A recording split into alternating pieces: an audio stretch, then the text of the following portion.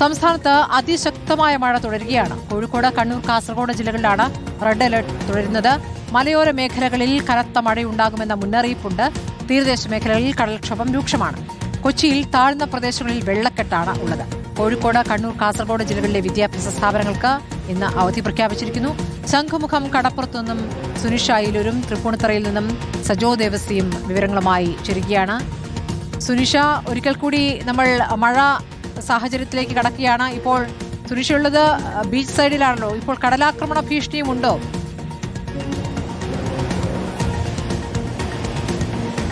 സ്മൃതി, കടലാക്രമണ ഭീഷണിയും രൂക്ഷമാണ് എന്നുള്ളതാണ്. ഈ പറഞ്ഞതുപോലെ ട്രോളിംഗ് നിരോധനം വറുതിയുടെ ഒരു കാലത്തേക്ക് കടക്കുകയാണ്. ഒപ്പം തന്നെ കടലാക്രമണം കൂടി രൂക്ഷമാകുന്ന ഒരു പശ്ചാത്തലത്തിൽ വലിയ പ്രതിസന്ധിയിലേക്ക് മത്സ്യത്തൊഴിലാളികൾ നീങ്ങുന്നു എന്നുള്ളതാണ്. ഞാനുള്ളത് ശംഖുമുഖത്താണ്. ശംഖുമുഖത്തിന്റെ ഭാഗത്ത്, ശംഖുമുഖം മാത്രമല്ല, വെട്ടുകാട്, കണ്ണാന്തുറ, കൊച്ചുവേളി പ്രദേശങ്ങളിലെല്ലാം കടലാക്രമണ ഭീഷണിയുണ്ട് എന്നുള്ളതാണ് ഏറെ പ്രധാനപ്പെട്ടത്. ഇപ്പൊ തന്നെ നമുക്ക് ദൃശ്യങ്ങൾ ഒരുപക്ഷെ കാണാൻ കഴിയും. കടൽ ഏറെക്കുറെ ഭാഗവും ഇപ്പോൾ തീരം എടുത്തിട്ടുണ്ട്, കടൽ എടുത്തിട്ടുണ്ട് തീരം എന്നുള്ളത് തന്നെയാണ് ഇവരോട് സംസാരിക്കുമ്പോഴൊക്കെ പറയുന്നത്. ഇനി അങ്ങോട്ട് ഇതേ രീതിയിൽ പോവുകയാണെങ്കിൽ വലിയ ബുദ്ധിമുട്ടുണ്ടാകുമെന്നുള്ളതാണ്.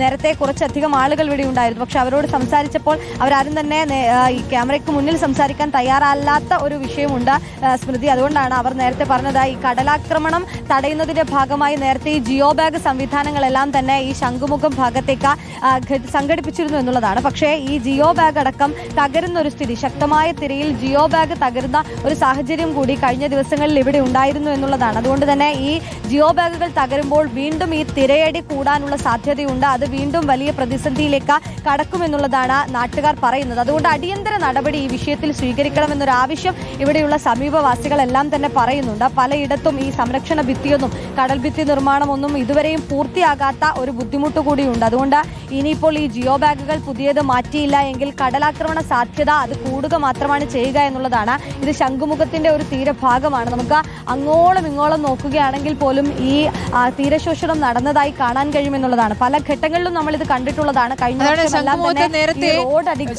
ബീച്ചിലേക്ക് ആളുകൾ വന്നിരുന്ന പ്രദേശത്തേക്കൊന്നും ഇപ്പോൾ കടത്തി വിടുന്നില്ല എന്നുള്ളതാണ്. ആ ഭാഗത്തേക്കൊക്കെ കടൽ വന്ന് കയറി വന്ന് കഴിഞ്ഞിരിക്കുന്നു. പലയിടത്തും അത് കെട്ടി അടച്ചിരിക്കുകയാണല്ലോ. പഴയ ശംഖുമുഖമല്ല ഇപ്പോഴത്തെ ശംഖുമുഖം. ഈ പോർട്ടിന് നിർമ്മാണത്തോടു കൂടി തന്നെ അവിടെ കാര്യങ്ങളാകെ മാറി മറിഞ്ഞിരിക്കുന്നു. അതോടൊപ്പം തന്നെ ഈ കടൽക്ഷോഭ ഭീഷണിയും അല്ലേ?